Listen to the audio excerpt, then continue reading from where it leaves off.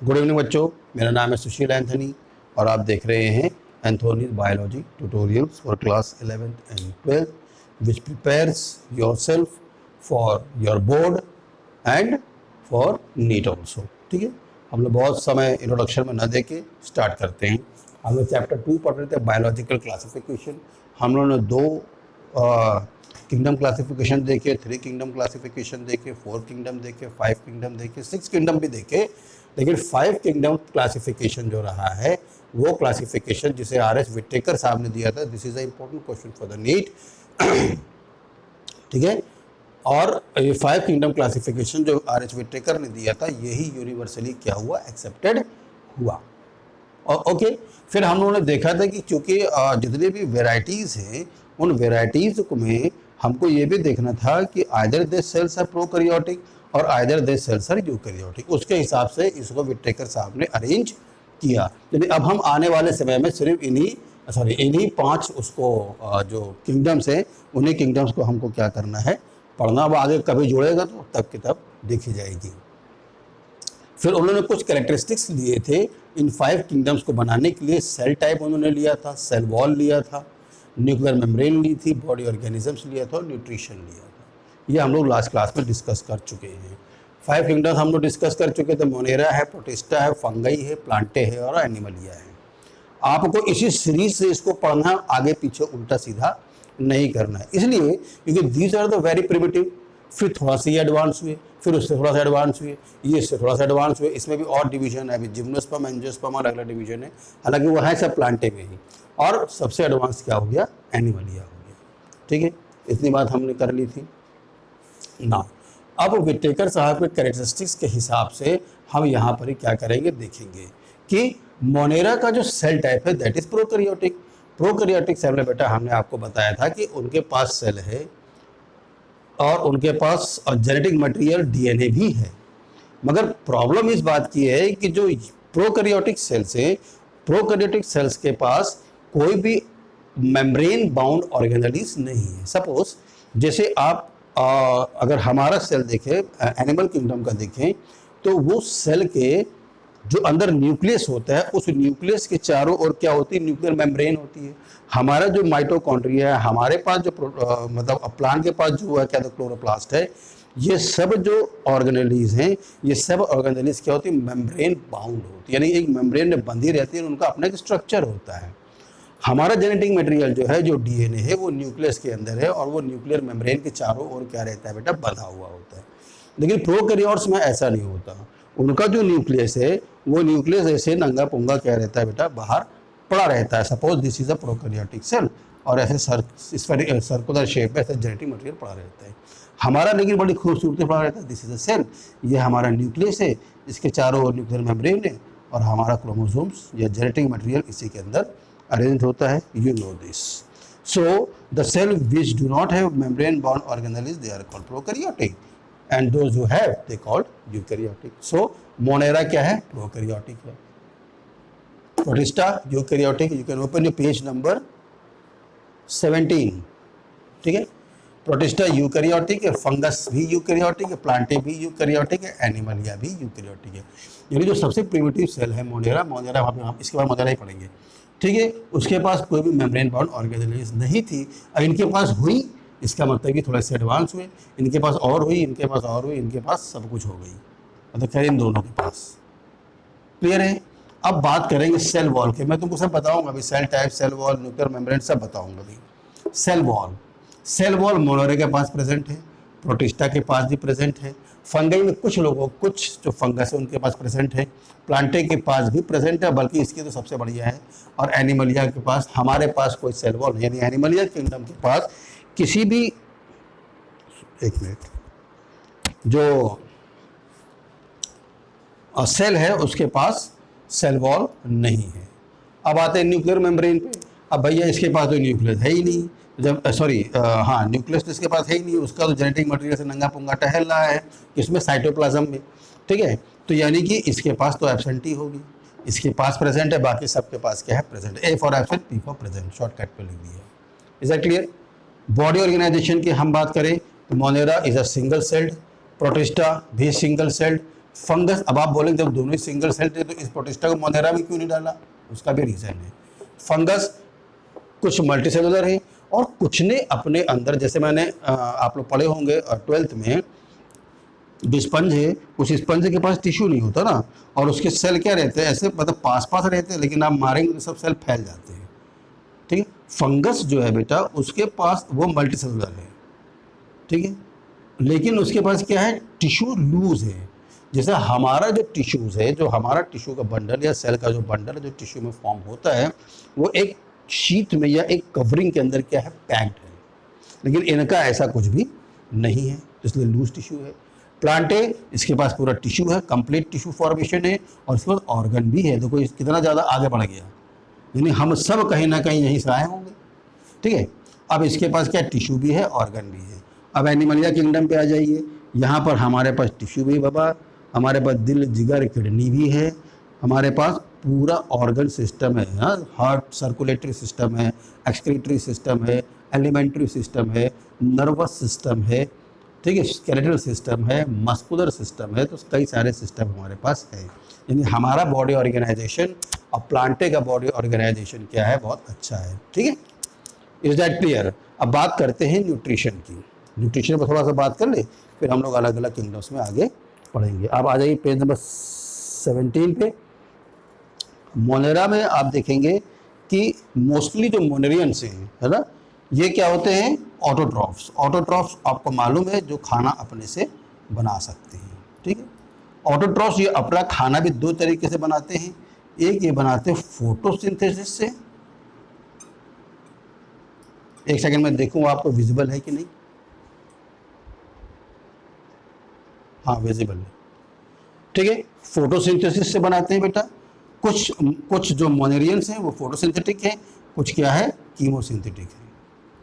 Chemosynthetic है यानी कि जो इनऑर्गेनिक फॉर्म्स में सॉइल के अंदर पड़े हुए जो केमिकल्स हैं, उन केमिकल्स को भी ये क्या करते हैं, ब्रेक करके अपना खाना बना सकते हैं। मगर मोस्टली मोनेरियंस क्या होते हैं, ये हेटेरोट्रॉफ होते हैं। ठीक है, हेटेरोट्रॉफिक होते हैं। हेटेरोट्रॉफिक बोले तो ये दो टाइप के होते हैं, ये पैरासाइट भी हो सकता है। हेटेरोट्रॉफ मतलब होता है जो दूसरों पर निर्भर करते हैं, जैसे हम लोग दूसरों पर निर्भर है, हम अपना खाना खुद नहीं बना सकते। ठीक है, पैरासिटिक भी है, और ये सैप्रोफाइट है। ठीक है,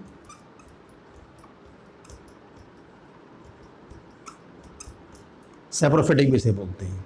तो दो मोनेरियंस का न्यूट्रिशन बेटा दो टाइप का, वन इज ऑटोट्रॉफिक। ऑटोट्रॉफिक में ये खुद से अपना खाना बना लेते हैं, एक तो फोटोसिंथेसिस करके, दूसरा ये कीमोसिंथेसिस करके, तो ये हो गया ऑटोट्रॉफ।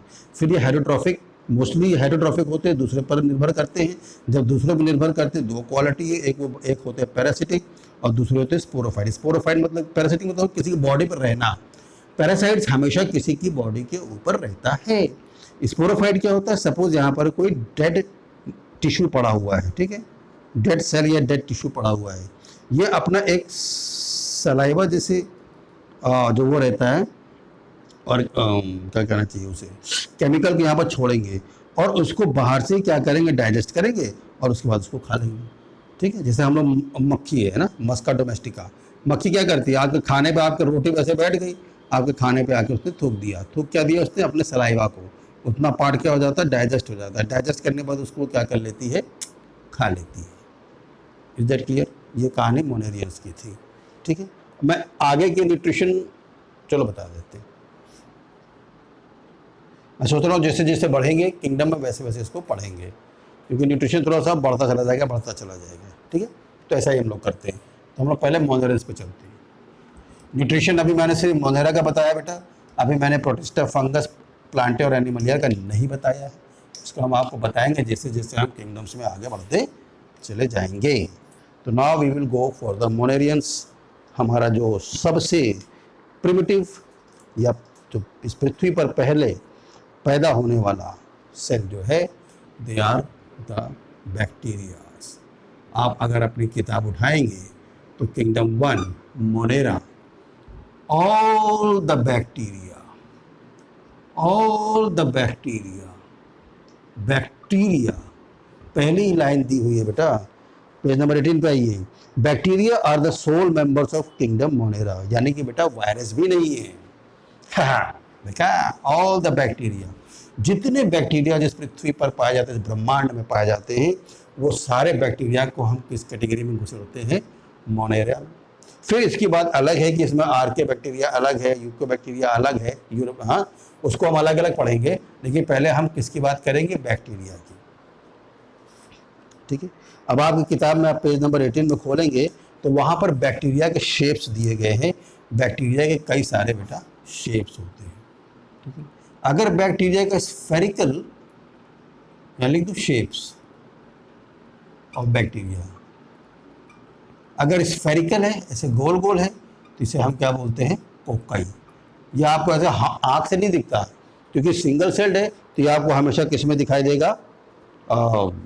माइक्रोस्कोप के नीचे। ठीक है, कोकाई या coccus. Actually cocci is I think a plural word, हाँ plural is cocci and singular is coccus. Spherical spherical है, लेकिन जब यही स्फेरिकल अगर एक ऐसे अंगूर का गुच्छा होता ना, राजा जी जिसको खाते हैं, ऐसे अंगूर का गुच्छा होता है, जब यही स्फेरिकल शेप कोकस, जब कोकस गुच्छे में लग जाता है, then that is called streptococcus. कोई डाउट नहीं। जब यही कोकस एक चेन में लग जाता है, तो इसे हम कहते हैं स्टेफिलोकोकस। ठीक है, तो पहला शेप हो गया स्फेरिकल, दूसरा हो गया है इसका स्पाइरल। ठीक, यानी कि इसमें देखो,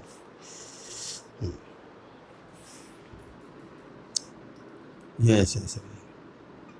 ठीक है, अब this is a flagella. Flagella हमेशा क्या होता है? मूवमेंट के लिए काम आता है। ये देखो स्फेरिकल शेप है। ठीक है, ये क्या बेटा? स्फेरिकल शेप है, स्पायरिला। ठीक, तीसरा है रॉड शेप। ठीक, जैसे आपने रॉड देखा है, इसे बोलते हैं बैसिलस। तो third one is rod shaped, is called bacillus. Next one is a comma shape. कैसे बनाते कॉमा? वैसे बनाते ना, कॉमा शेप्ड। ठीक है, this is called vibrio. Example आपकी बुक में नहीं दिए हैं, आप कहेंगे तो मैं एक एक दो दो एग्जाम्पल सबका आपके लिए लिखा दूंगा। Streptococcus, oh I am sorry, मुझसे गलत हो गया, I am really sorry. Chain में रहता है बेटा तो उसको स्ट्रेप्टोकोकस बोलते हैं,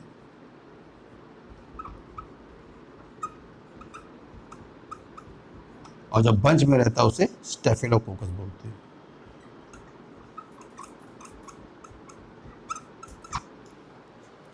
ठीक है, तो चार टाइप के शेप्स है, spherical, spiral, flagella, rod shape. Vibrio तो बहुत इंपॉर्टेंट है।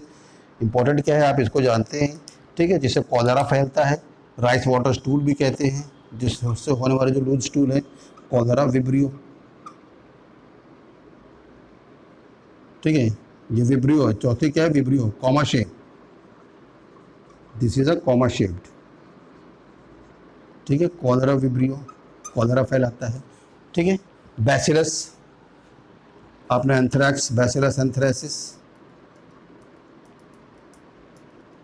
ठीक है, जो एंथ्रैक्स फैलाता है। इसका है शायद ट्रिपोनोमा पैलिडियम, ट्रिपोनोमा पैलिडियम, जो सिफिलिस फैलाता है। सिफिलिस एक सेक्सुअली ट्रांसमिटेड डिजीज़ है। ठीक है, बाकी जो सबसे ज़्यादा कॉमनली है ये क्या? स्टेप्टोकोकस, स्टेफिलोकोकस है। और स्टेफिलोकोकस से भी सेक्सुअल ट्रांसमिटेड डिजीज़ होते हैं। स्टेप्टोकोकस जो सबसे कॉमन मिलता है हमें हॉस्पिटल में मिलता है। हॉस्पिटल के जो मिनिस्ट्री में जो फोमाइट्स होते हैं ना, फोमाइट्स मतलब बोलने से जैसे आप लोग जाते हैं ना, कोई बेचारा बीमार हुआ तो सब के सब, एक बीमार रहता है उसको सोने की टेंशन रहती है, उसको आराम की दिक्कत रहती है, तो उसको 50 लोग क्या होते हैं देखने पहुंच जाते हैं, मामा मौसी भांजी सब खटिया पे बैठते हैं, स्टूल पे बैठते हैं। तभी पेशेंट ने बोला कि उसको यूरिन लगा, तो अब उसको यूरिनल देते हैं, बेड पैन दे देते हैं। यानी कि जो फोमाइट्स मोस्टली होते हैं हॉस्पिटल्स में, फोमाइट्स मतलब जो क्या कहना चाहिए, जितना भी इक्विपमेंट्स होता है उन सारे इक्विपमेंट्स को में स्ट्रेप्टोकोकस बहुत जल्दी फैलता है, तो हॉस्पिटल में स्ट्रेप्टोकोकस फैलने का चांसेस बहुत ज़्यादा रहता है। मैंने आपसे कहा था कि मोनेरा में आप देखेंगे तो सेल वॉल जो रहती है वो that cell wall is present, लेकिन सेल वॉल सिर्फ एनिमलिया किंगडम में नहीं पाई जाती। तो अब चीज़ ये है कि सेल वॉल होती क्या चीज़ है, पहले तो आपको ये समझना पड़ेगा। दूसरी चीज़ आपको ये समझना पड़ेगा कि ये जो सेल वॉल है किस चीज़ की बनी होती है। थोड़ा सा ये हम देख लेते हैं, बैक्टीरिया, ठीक। देखो ये बैक्टीरिया का एक सेल है,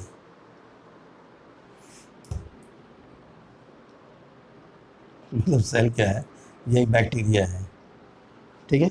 दिस इज द बैक्टीरिया, ठीक, and this is a cell membrane.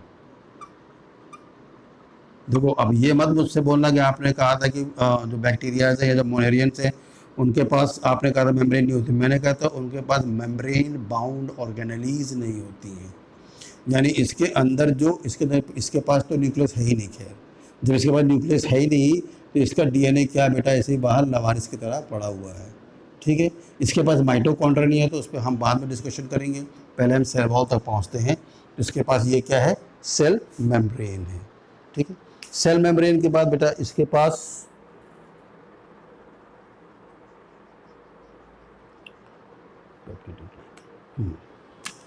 This is a cell wall, ठीक है, सेल वॉल। ये किसकी बनी हुई है, cell wall is made up of peptido, peptido में समझ प्रोटीन प्लस ग्लाइकन। ऐसे नहीं लिखना चाहिए, लेकिन मैं आपको बता रहा हूँ ग्लूकोज और प्रोटीन के मिल के बैक्टीरिया की क्या होती, सेल वॉल होती। पहले सेल मेम्ब्रेन के ऊपर सेल वॉल। तो ये किसकी बनी होती, पेप्टिडो ग्लाइकन की। ये क्वेश्चन है नीट का, ठीक है। फिर इसके पास बेटा ग्लाइकोकैलिक्स की एक और लेयर होती है, ठीक है। इसके पास एक ग्लाइकोकैलिक्स की और लेयर होती है। मोनेरा का जब आप थ्योरी पढ़ेंगे तो उस मोनेरस में जो बैक्टीरियाज को बताया गया है, ये इसी की वजह से, दिस इज क्या बोलते हैं, covering made up of glycocalyx, glycocalyx covering, ठीक। अब ये तीनों का लेयर हो गई ना, एक सेल मेम्ब्रेन लेयर हो गई, एक सेल वॉल हो गई और एक ग्लाइकोकैलिक्स की कवरिंग हो गई। इन तीनों को मिला के हम क्या बोलते हैं, all three layers together called cell envelope. ध्यान रहे, जब नीट में या बोर्ड में क्वेश्चन आएगा what is cell envelope of bacteria, तो सेल एनवेलप में ये तीनों चीज़ें, सेल मेम्ब्रेन, पेप्टिडोग्लाइकन की सेल वॉल और ग्लाइकोकैलिक्स की कवरिंग। अलग अलग पूछेगा, तोड़ फोड़ के पूछता, सीधा सीधा सवाल कोई नहीं पूछता बेटा, तो इसलिए आपको ये डिटेल मालूम होना चाहिए, ठीक है, पहली चीज़। दूसरी चीज़, ये इसका जेनेटिक मटेरियल है, this is a DNA, DNA is a genetic material, ये आपको पता है, लिखने की जरूरत नहीं है, मगर इसके चारों ओर कोई न्यूक्लियस नहीं है, ऐसे नंगा पुंगा घूम रहा है, ठीक है। डीएनए है तो जाहिर सी बात है डीएनए से क्या होता है, आरएनए बनता है, ठीक है। आरएनए से क्या बनती है, प्रोटीन बनती है। यही है सिस्टम, ये सिस्टम है ना, हमारे शरीर के अंदर जितनी भी प्रोटीन्स बनती, जितने भी एंजाइम्स, तो कुछ भी जो एंजाइम्स है, प्रोटीन्स है, वो सब इसी तरीके से क्या होती, बनती है। रिप्रोडक्शन अलग होना है, क्या बोलते हैं, डिवीजन अलग है। जब कोई एक सेल डिवाइड होती है, चलो उसको बाद में पढ़ेंगे, तुम कंफ्यूज हो जाओगे, ठीक है। तो ये डीएनए है, यानी डीएनए है तो इसका एक आरएनए भी बनेगा, जब आरएनए बनेगा तो इसकी एक प्रोटीन भी बनेगी, ठीक है। ये आपको मालूम है, डीएनए से क्या बनेगा बेटा, एक आरएनए बनेगा। आरएनए में 3 टाइप के होते हैं, ये मान लीजिए एमआरएनए बना, जिसे मैसेंजर आरएनए बोलते हैं। इस मैसेंजर आरएनए के पास कोडॉन्स होते हैं, मैसेज होता है कि हमको कौन सी प्रोटीन बनानी है, तो यहाँ पर क्या लगे होते हैं, राइबोसोम्स। अभी बताऊंगा राइबोसोम्स क्या, राइबोसोम्स खुद आरएनए है, आरआरएनए से बना हुआ है। ये क्या है, राइबोसोम्स लगे हुए हैं, ठीक है। राइबोसोम्स को किसने बनाया है, आरआरएनए ने, इसका नाम ही है राइबोसोमल आरआरएनए, ठीक है। राइबोन्यूक्लिक एसिड, ये डीऑक्सी राइबोन्यूक्लिक एसिड, डीएनए, ठीक है। राइबोसोम्स लगे हुए हैं। हम हमारे में क्या है, एक एमआरएनए को रीड करने के लिए एक आरआरएनए यहाँ लगा होता है, और ये इस यहाँ जो कोड वर्ड होता है एमआरएनए के ऊपर, उसको पढ़ता है और ये आगे घसकता जाता है। यानी जैसे ये आगे घसकता है, एक कोड से एक प्रोटीन क्या हो जाती है, बन जाती है। फिर ये आगे बढ़ता है, तीन तीन कोड्स को पढ़ता चलता है एक साथ, फिर ये आगे बढ़ता है, फिर ये एक वो जो रहती है प्रोटीन, वो फर्स्ट बन जाती है, फिर एक को पढ़ता है, एक प्रोटीन फिर से बन जाती है, फिर एक को पढ़ता है, प्रोटीन बन जाती है। यानी कि ये पॉलीपेप्टाइड की पूरी चेन बनती चली जाती है, और जितना भी इसके अंदर लगना है उतना लगने के बाद ये चेन कट जाती है और ये एक प्रोटीन बन जाती है। Is that clear? जैसे कि फॉर एग्जाम्पल, चलो फिर डिटेल में पढ़ेंगे, हम लोग डिटेल पढ़ेंगे, लेकिन अभी बेसिक्स है थोड़ा। लेकिन जो बैक्टीरियाज है उनके में ऐसा नहीं होता, उनके में एक एमआरएनए के ऊपर कई सारे क्या होते हैं, ये राइबोसोम्स लगे होते हैं, कई सारे राइबोसोम्स लगे होते हैं, ठीक है। जब कई सारे राइबोसोम्स एक आरआरएनए पे लगे होते हैं, तो उस आरआरएनए को या उस आरएनए को हम क्या बोलते हैं, पॉलीसोम्स। देखो राइबोसोम्स कितने ढेर सारे लगे ना, पॉली राइबोसोम्स लगे हो तो पॉलीसोम्स। पॉलीसोम्स बोले तो क्या कि एमआरएनए के ऊपर ढेर सारे आरएनए लगे हैं, यानी ये जो आरएनए ये पढ़ के एक प्रोटीन बनाएगा, ये अलग पढ़ के एक प्रोटीन बनाएगा, ये अलग पढ़ के एक प्रोटीन बनाएगा, ये अलग पढ़ के एक प्रोटीन बनाएगा, इस तरीके से चेंज चलते रहेगा। हमारे में एक ही होता है, ठीक है, जो मल्टीसेलुलर से उनमें एक ही होता है। Getting the point? सो इसके अंदर ये भी रहेगा, ठीक। इनके अंदर डीएनए मुझे नहीं मिटाना, चलो एनी हाउ, ठीक है। फिर इसके पास कुछ स्ट्रक्चर्स और होते हैं बेटा, कुछ बड़े बड़े होते हैं, बड़े मतलब आँख से कुछ नहीं दिखता है, इसे हम इसको मिटाता हूँ ताकि तुम्हें क्लियर दिखाई दे। ये मिटा दिया, ये मिटा दिया, लिखते जाना साथ साथ में, नहीं तो बेटा पछताओगे। Okay, now this is flagella. Flagella is use for the movement, ठीक है। अभी आपको मैं फ्लैजिला की पोजीशन भी बताऊंगा। फिर यहाँ पर छोटे छोटे और भी मूवमेंट रहते हैं ऐसे बाल के समान, इसे हम बोलते हैं cilia. This is flagella, this is cilia. Both are used for movement. देखो बैक्टीरिया जो है बेटा पानी में भी रह सकता है और जमीन पे भी रह सकता है, तो पानी में भी मूव करने के लिए उसको कुछ ना कुछ तो चप्पू चलाना है ना, तो फ्लैजिला और सीलिया एक चप्पू की तरह काम कर ले, चाहे ज़मीन पे चलना हो चाहे वाटर पे चलना हो, ठीक है। दूसरी बात हमने कर ली। अब यहाँ पर बेटा कुछ इनफोल्डिंग्स होती है सेल मेम्ब्रेन की। नाउ फ्रॉम हियर इनफोल्डिंग्स होती हैं कुछ सेल मेम्ब्रेन्स की। These are called mesosomes, ठीक है। These are the infoldings of cell membrane। Infolding मतलब क्या हो गया कि जैसे आपकी मम्मी साड़ी पहनती ना, तो उसको ऐसे ऐसे करके इनफोल्ड करती ना, लपेटती प्लेटिंग करती, वैसे ये प्लेटेड है। इनफोल्डिंग ऑफ सेल मेम्ब्रेन, जिसे हम बोलते हैं मीजोसोम्स।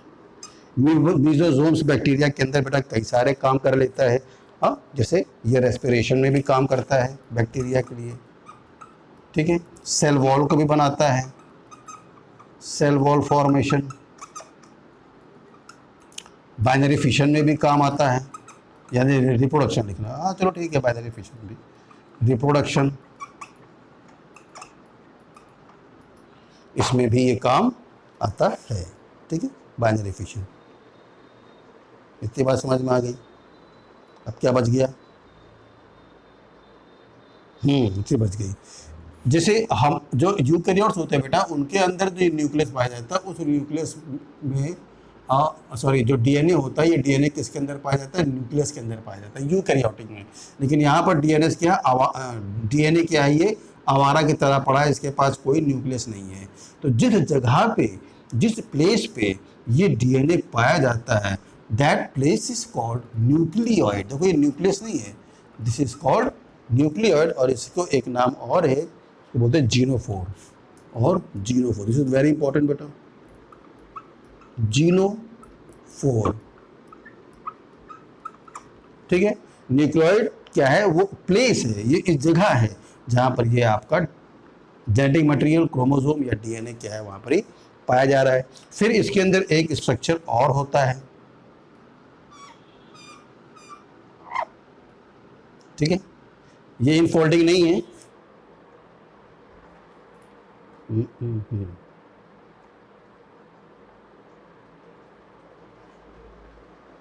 ठीक है, this is called chromatophore. Chromatophore, chromatophore नाम तो समझ आना, जब हम क्रोमैट की बात करते हैं यानी हम किसी रंग की बात कर रहे हैं, तो यहाँ पर क्या होता है बेटा, क्लोरोप्लास्ट भरा होता है, यानी कि बैक्टीरिया के अंदर क्लोरोप्लास्ट भरा हुआ है।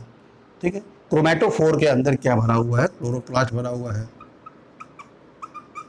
क्लोरोप्लास्ट तो हमें मामले में किस लिए काम आएगा, ये फोटोसिंथेसिस के लिए काम आएगा। Is that clear. फिर यहाँ पर कुछ और छोटे छोटे बॉडीज पड़ी हुई होती हैं, जिसे हम इंक्लूजन बॉडीज कहते हैं।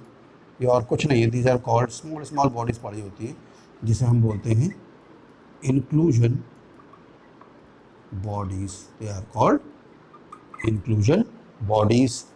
ठीक है, इस इंक्लूजन बॉडीज में बेटा दो चीज पाई जाती है, कुछ ज्यादा नहीं पाया जाता। इसके अंदर पाया जाएगा starch and one is phosphate.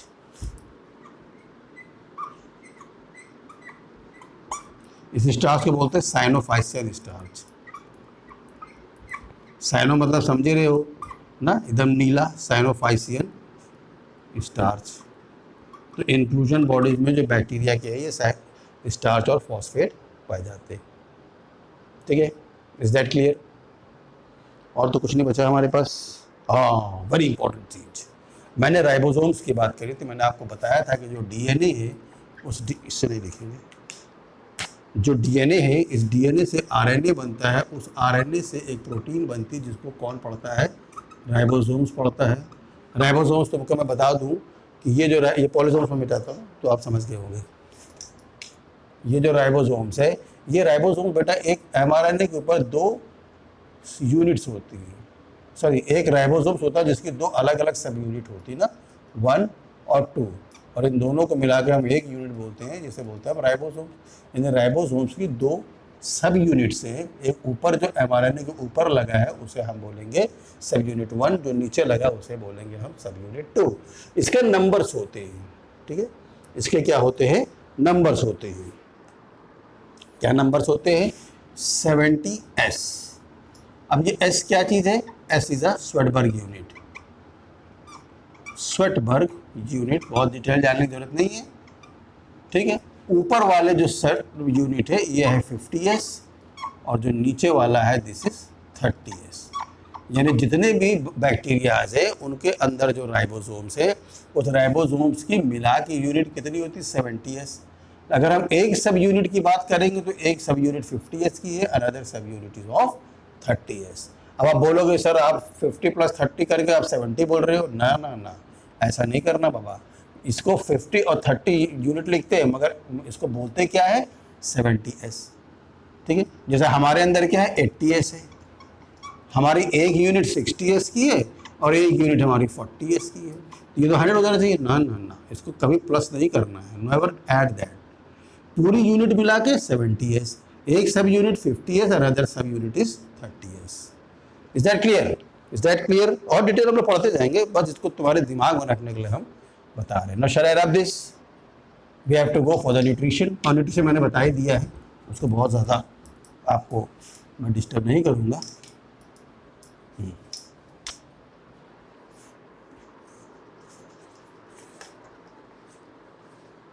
ठीक है, हमने फ्लैजेला की बात करी थी बेटा।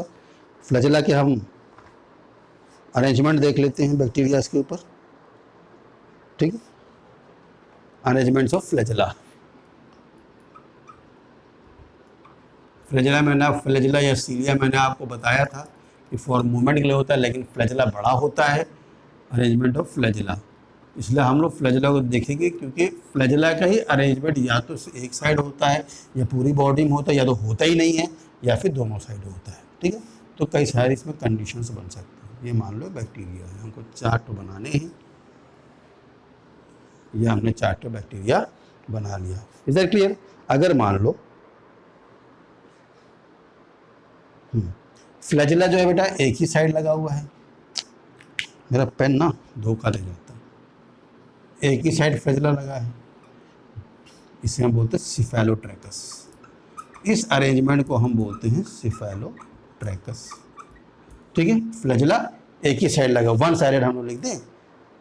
ठीक है, दोनों ओर लगा हुआ है, लेकिन सिंगल सिंगल, बस 2 ठो, बाकी कहीं नहीं लगा है। ठीक है, दोनों ओर लगा हुआ, इसे हम बोलते हैं एम्फीट्रैकस।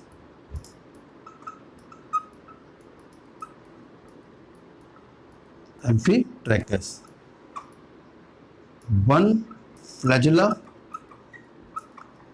ऑन ईच साइड, यहां तो एक ही साइड है। ठीक है, सिफेलोट्रैकस। तीसरा बेटा है ही नहीं, एब्सेंट, नो फ्लैजेला।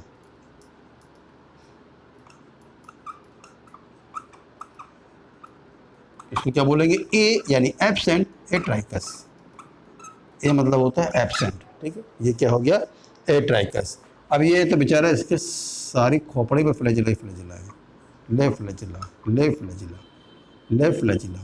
तो चारों ओर है, तो पैरी, पैरी मतलब होता है चारों ओर, और ट्राइकस मतलब flagella. So these are the 4 types of arrangement of flagella in a bacteria. Okay, एक ही साइड लगे हैं सिफेलोट्रैकस, एक दोनों साइड लगे हैं एम्फीट्रैकस, गंजा है एट्राइकस, और सब और लगे हैं तो peritrichous. Is that clear? Now you will go for the nutrition.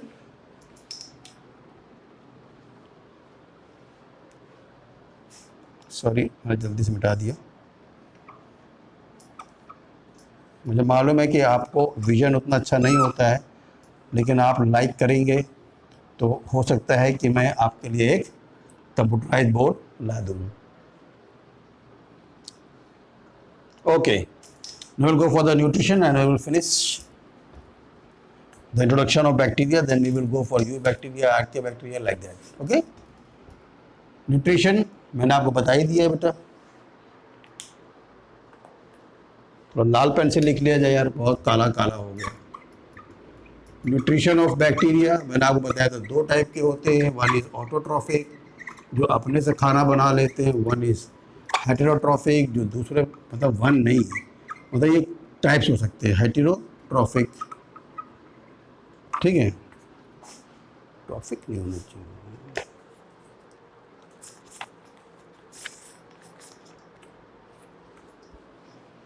Autotrophic में 2 टाइप से करते हैं बेटा, एक ये फोटोसिंथेटिक होते हैं, इसीलिए मैंने भी आपको जो पिछला डायग्राम बताया है उसमें जो क्रोमेटोफोर होता है जिसके अंदर क्लोरोप्लास्ट भरा होता है, वो किस लिए काम आता है? फोटोसिंथेसिस के लिए। दूसरा क्या है? Chemosynthetic.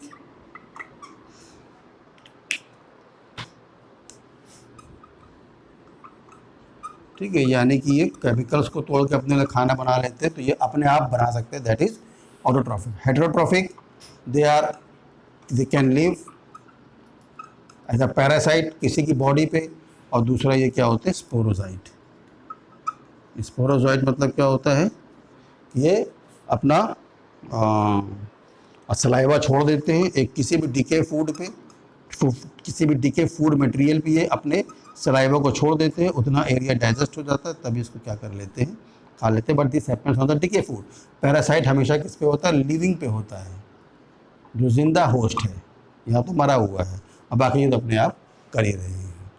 Is that clear? So Monera is finished and tomorrow we will talk about the subdivisions of Monera archaebacteria. Thank you.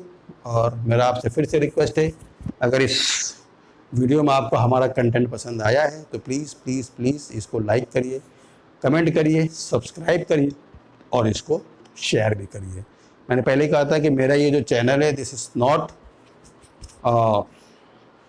Money making channel, लेकिन हर कोई पैसा कमाना तो चाहता ही है ना, थोड़ा बहुत भी मिलेगा तो चलेगा, लेकिन खैर वो मजाक की बात है।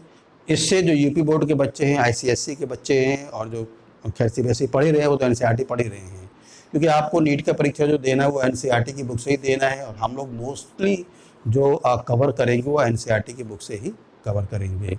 सो मेरा ये रिक्वेस्ट है कि आप लोग चैनल को लाइक करिए, सब्सक्राइब करिए, आगे बढ़ाइए।